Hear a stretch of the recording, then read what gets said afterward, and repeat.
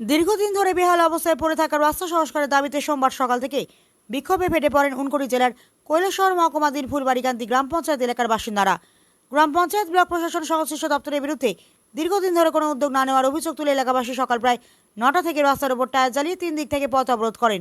অবরোধের জেরে স্কুল কলেজের পড়ুয়া, অফিস আদালতের কর্মী সহ সাধারণ পথচারীরা চরম দুর্ভোগে পড়েন। বিক্ষোভকারীদের অভিযোগ, গত প্রায় 2 বছর ধরে রাস্তা সংস্কারের দাবি জানানো হলেও কোনো কার্যকর পদক্ষেপ নেওয়া হয়নি। অথচ এই গুরুত্বপূর্ণ রাস্তা দিয়ে 2টি স্কুল, একটি স্বাস্থ্য সাব সেন্টার এবং ফুলবাড়িকান্দি গ্রাম পঞ্চায়েত কার্যালয়ে যাতায়াত করতে হয়। স্থানীয়দের দাবি, দীর্ঘদিন ধরে রাস্তার বেহাল অবস্থার কারণে প্রতিদিন সাধারণ মানুষকে দুর্ভোগ পোহাতে হচ্ছে। তাই দ্রুত রাস্তা সংস্কারের দাবিতে অনির্দিষ্টকালের জন্য অবরোধে বসেন তারা। পরে প্রশাসনের প্রতিনিধিরা ঘটনাস্থলে পৌঁছে দ্রুত সমস্যার সমাধানে উদ্যোগ নেওয়ার আশ্বাস দিলে কয়েক ঘন্টা পর অবরোধ প্রত্যাহার করেন আন্দোলনকারীরা।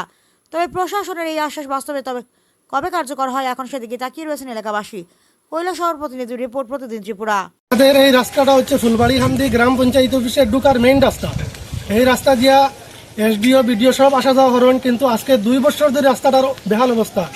রাস্তাটা তারা ঠিক করে দিন না। আমরা অনেক আন্দোলন করছি, অনেক ভিডিও বানিয়ে ছাড়ছি। আমাদের রাস্তার পাশে দিয়ে ইমিডিয়েটলি আমাদের ড্রেন করা লাগে। ড্রেন না হলে আমাদের রাস্তাটা টিকতো নাই।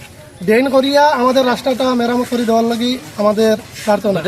পাশাপাশি আমাদের এই রাস্তা বা ফুলবাড়িকান্দি অফিসে যাওয়া 1 নম্বরে, 2 নম্বরে সামনে একটা মাদ্রাসা আছে, একটা ফুলবাড়িকান্দি হাই স্কুল আছে, পাশাপাশি একটা এখানে সাব সেন্টার আছে, যেটা মিনি হেলথ সেন্টার ফুলবাড়িকান্দি। অসুস্থ মানুষ এদিকে লইয়া যাওয়া যায় না, মানুষ উল্টিয়া পড়েন। গুরুস্থান আছে, মরা মানুষ মরলে জনজাত লইয়া যাওয়া যায় না। হাটুইমা জল থাকে, উষ্টা খাইয়া মানুষ পড়েন। এই অবস্থায় আমরা বসবাস করি, না আছে জল যাওয়ার জায়গা, না মানুষ হিসেবে যাওয়ার জায়গা। এই অবস্থায় আমরা কিরকম বসবাস করতাম? আমরা রাস্তা যত সময় পর্যন্ত প্রশাসন ঠিক করে দিচ্ছেন না, তত পর্যন্ত আমাদের অবরোধ থাকবে। বনগাঁওয়ের রাস্তা অবিলম্বে মেরামত করতে হবে। পঞ্চায়েত অফিসের রাস্তা অবিলম্বে